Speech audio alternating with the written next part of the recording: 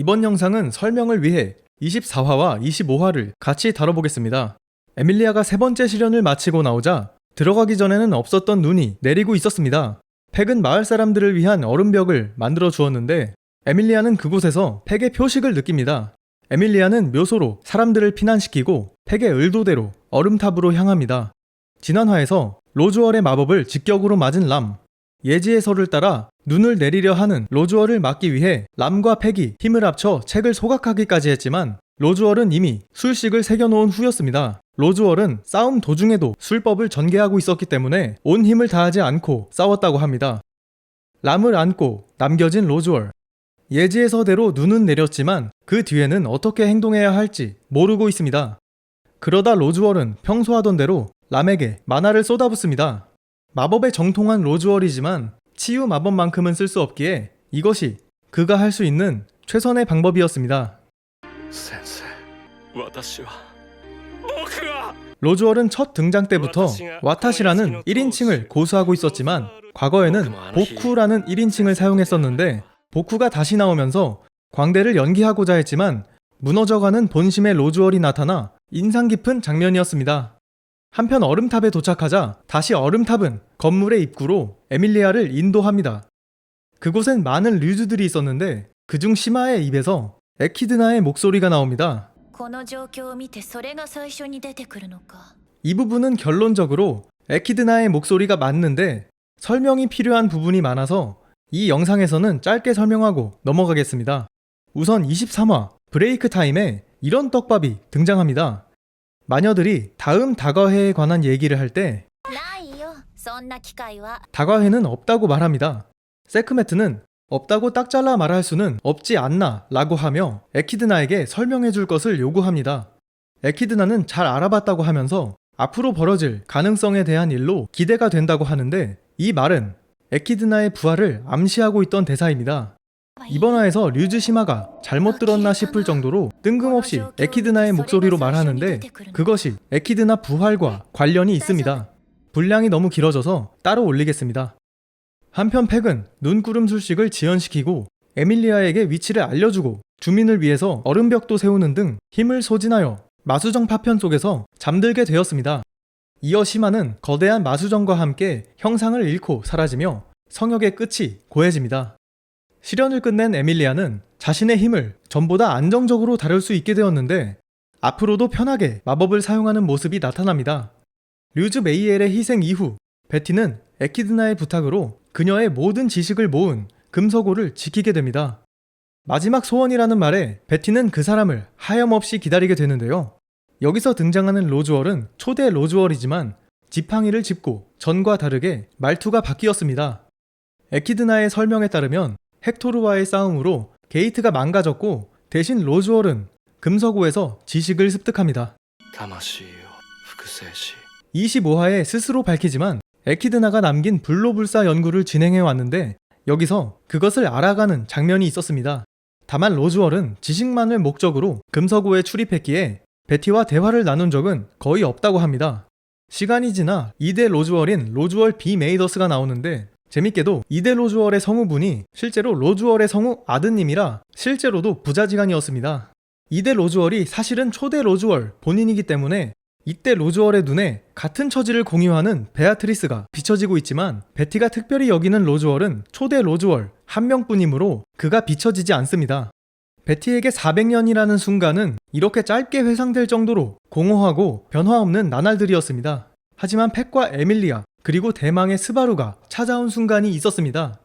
어김없이 불타는 저택 안에서 스바루는 베티를 찾아 헤매지만 다시 거절당하며 스바루가 내보내지게 됩니다. 스바루의 예상대로 문이 전부 없어지면 금서고에 갈 수 없고 금서고는 그대로 저택과 함께 타버리게 됩니다.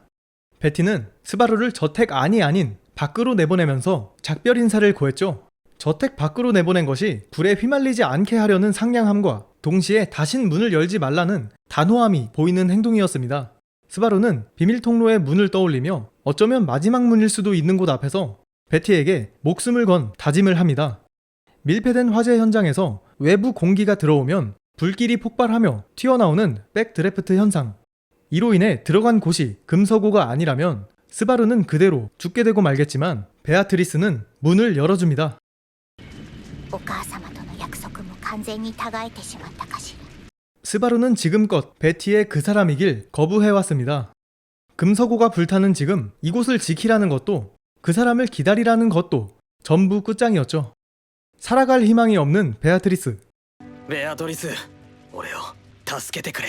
상냥한 베아트리스에게 하는 이 말은 치사한 협박이었습니다. 俺を選べベアトリス。誰かに外に連れ出してほしいから。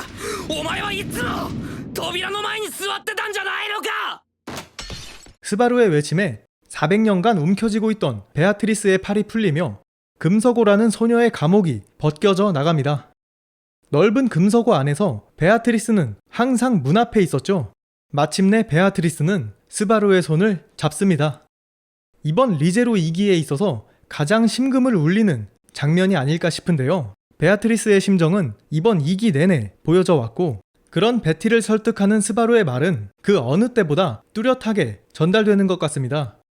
이쿨 오프닝에서는 에키드나의 약속의 얼매인 베아트리스가 나오면서 눈을 감고 있는데, 다음 장면에서 눈을 뜨며 문을 열고 들어와준 스바루의 실루엣이 나왔었습니다. 이어 다음 여러 인물들의 눈동자에 비친 상대 모습도 베티의 눈엔 스바루가 비칩니다. スバル。お前かわいいな。 그렇게 대토와의 토벌전이 시작됩니다. 음마법은 대체로 상대의 시간을 멈춘다던가 진검문이라던가 등의 전투에 있어서 보조적 마법이 많지만 미냐는 몇 안 되는 공격 마법입니다. 전에 스바루의 게이트가 망가져 더는 마법을 쓸 수 없다고 했었는데 베티와 함께하는 지금의 스바루는 가능합니다. 정령술사는 자기 내면의 만화가 아니라 대기 중의 만화를 사용하는데 스바루의 경우에는 베티를 통해 마법을 구현화할 수 있습니다. 참고로 1기에서 스바루가 베티에게 일정 시간 몸을 지켜달라는 부탁을 하고 베티는 손을 잡아서 계약을 해주었는데 이번에도 서로의 손을 잡아서 계약을 했습니다. 나중에 묘사되기로는 흐름과 기세에 맡긴 얼떨결에 맺은 계약이라고 합니다. 베티는 대토의 증식에는 한계가 있을 거라고 추측합니다. 대토는 상한 개체수가 있다고 하는데 작가에 따르면 무한히 분열해도 8만 마리 이상은 늘어나지 않는다고 합니다. 반대로 말하면 8만 마리는 무조건 분열하는 것이고 동시에 한 번에 해치워야 하니 가히 압도적입니다. 하지만 음속성 마법의 극치 대정령 베아트리스의 알샤마크는 대토를 무리째 압축시키고 마지막에는 소리도 없이 소멸시킵니다. 알샤마크를 위한 에밀리아의 마법도 상당한 수준이었습니다.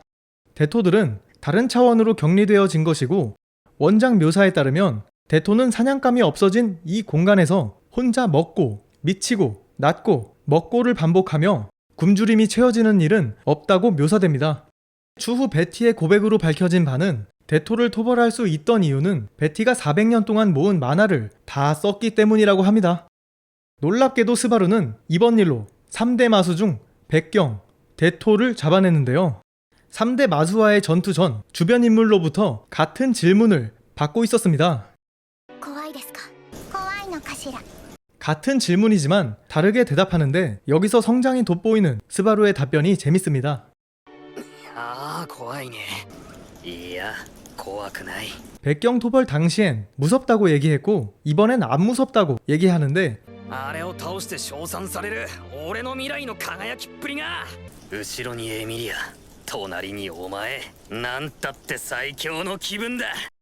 같은 자신감이어도 과거엔 두려움 속에서 피어나는 근거 없는 자신감이었지만 성장한 스바루와 신뢰하는 인물들 속에서 나온 답변이라 전혀 무서울 게 없는 스바루의 이전과 다른 대사가 인상 깊습니다.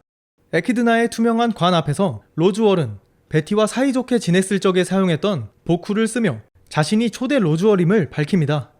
에키드나의 류즈 복제체를 이용한 불로불사 연구는 결국 빈 그릇에 다른 사람의 영혼은 정착할 수 없다는 결과만 남기며 실패했습니다. 하지만 로즈월은 에키드나가 남긴 지식을 더 탐구해 자손을 이용해 연구를 성공시킨 겁니다. 참고로 로즈월 A부터 현재는 L로 12대째고 10대 로즈월 J는 여자였습니다. 물론 전부 초대 로즈월이기에 속내는 남자였습니다.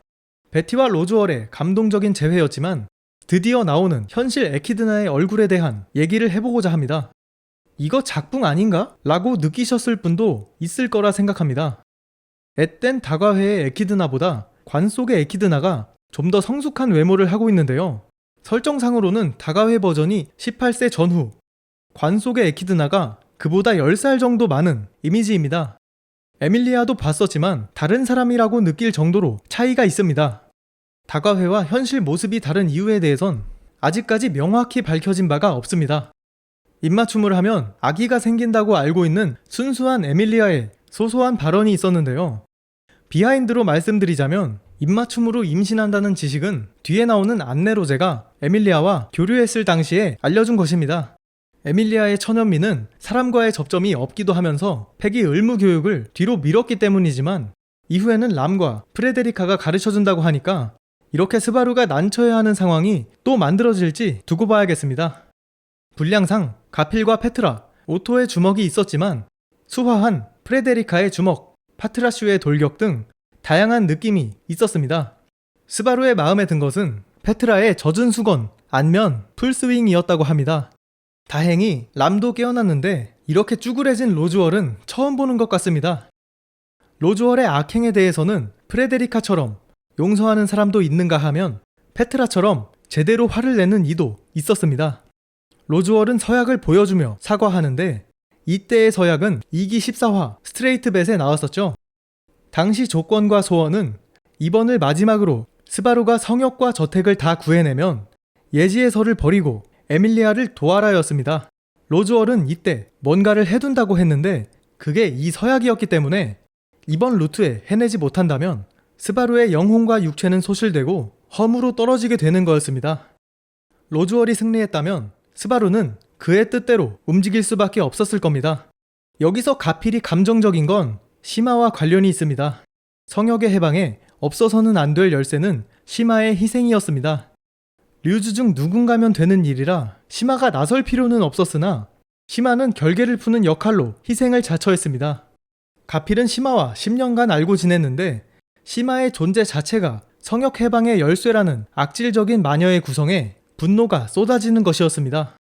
가필의 입장으로 성역 에피소드를 회상해보면 다사다난했던 에피소드 사이에서 불우한 상황이 가필에게도 많았던 것 같아서 가필이 이번 2기에서 방해하는 역할로도 나왔었지만 한편으로 측은한 마음이 크게 드는 캐릭터입니다.